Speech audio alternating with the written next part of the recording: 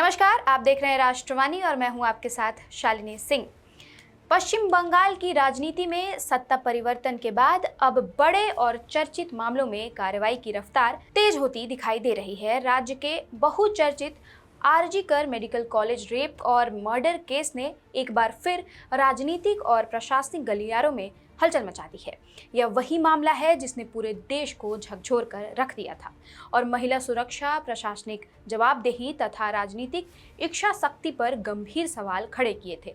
अब इस मामले में नई सरकार द्वारा की गई कार्रवाई ने पश्चिम बंगाल की सियासत को फिर से गरमा दिया है। आरजी कर मेडिकल कॉलेज में ट्रेनी डॉक्टर के साथ हुए कथित दुष्कर्म और हत्या मामले में लापरवाही, जांच में देरी और प्रशासनिक खामियों को लेकर 3 पुलिस अधिकारियों को निलंबित कर दिया गया है। इस फैसले को लेकर राज्य में तीखी राजनीतिक प्रतिक्रिया देखने को मिल रही है। यह मामला केवल एक जघन्य अपराध तक सीमित नहीं रहा, बल्कि आरोपों के अनुसार इसके पीछे प्रशासनिक लापरवाही, सबूतों के साथ कथित छेड़छाड़ और मामले को दबाने के प्रयास जैसे गंभीर प्रश्न भी जुड़े रहे। घटना के समय राज्य सरकार और पुलिस प्रशासन की भूमिका पर विपक्ष लगातार सवाल उठाता रहा था। आरोप लगाए गए कि पीड़िता को न्याय दिलाने के बजाय मामले को नियंत्रित करने और सार्वजनिक आक्रोश को कम करने की कोशिश की गई। अब नई प्रशासनिक कार्रवाई के बाद पीड़िता के परिवार की ओर से तीखी प्रतिक्रिया सामने आई है। पीड़िता की मां, जो अब राजनीतिक रूप से भी सक्रिय हैं, उन्होंने स्पष्ट कहा है कि पुलिस अधिकारियों पर कार्रवाई केवल शुरुआत है। उनके अनुसार इस पूरे मामले की निष्पक्ष और गहन जांच होनी चाहिए ताकि उन सभी लोगों की भूमिका सामने आ सके जिन्होंने प्रत्यक्ष या अप्रत्यक्ष रूप से न्याय प्रक्रिया को प्रभावित किया। परिवार का आरोप है कि घटना के बाद शुरुआती स्तर पर जांच को गंभीरता से नहीं लिया गया और कई महत्वपूर्ण पहलुओं को अनदेखा किया गया। उन्होंने यह भी दावा किया है कि यदि पूरे मामले की निष्पक्ष जांच हो तो कई प्रभावशाली नाम सामने आ सकते हैं। पीड़ित परिवार लगातार यह मांग करता रहा है कि केवल निचले स्तर के अधिकारियों पर कार्रवाई पर्याप्त नहीं है, बल्कि पूरे प्रशासनिक ढांचे की जवाबदेही तय होनी चाहिए। राजनीतिक विशेषज्ञों का मानना है कि इस मामले में कई नई कार्रवाई केवल न्यायिक प्रक्रिया का हिस्सा नहीं, बल्कि सत्ता परिवर्तन के बाद प्रशासनिक छवि निर्माण का भी महत्वपूर्ण संकेत है।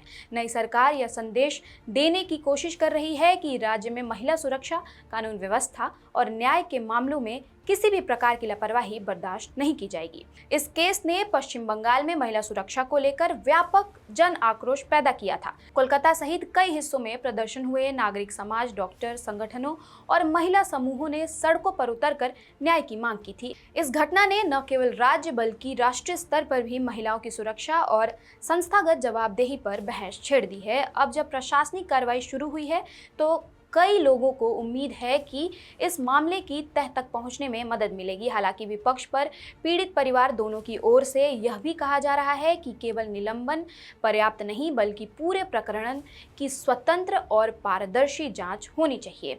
यह मामला पश्चिम बंगाल की राजनीति में एक महत्वपूर्ण मोड़ के रूप में देखा जा रहा है, जहां अपराध, न्याय और राजनीतिक जवाबदेही तीनों एक साथ केंद्र में आ गए हैं। यदि जांच निष्पक्ष और व्यापक होती है तो यह राज्य की न्याय व्यवस्था के लिए एक बड़ा उदाहरण बन सकती है। फिलहाल सबसे बड़ा सवाल यही है कि क्या यह कार्रवाई केवल शुरुआती कदम है या आने वाले समय में इस मामले से जुड़े अन्य प्रभावशाली व्यक्तियों पर भी कार्रवाई हो सकती है। क्या पीड़ित परिवार को वह न्याय मिल पाएगा जिसकी मांग लंबे समय से की जा रही है, और क्या पश्चिम बंगाल में कानून व्यवस्था की नई तस्वीर वास्तव में स्थायी बदलाव ला पाएगी? इतना तय है कि आरजी कर मेडिकल कॉलेज केस अब केवल एक आपराधिक मामला नहीं, बल्कि पश्चिम बंगाल की प्रशासनिक विश्वसनीयता, महिला सुरक्षा और राजनीतिक जवाबदेही की बड़ी परीक्षा बन चुका है। इस पूरे मुद्दे पर क्या है आपकी राय? क्या इस मामले में और व्यापक जांच होनी चाहिए? क्या दोषियों के खिलाफ कठोर कार्रवाई से राज्य में न्याय व्यवस्था पर भरोसा बढ़ेगा? हमें कमेंट करके जरूर बताएं। बाकी खबरों के लिए देखते रहिए राष्ट्रवाणी, साथ ही चैनल को सब्सक्राइब और लाइक करना ना भूलें।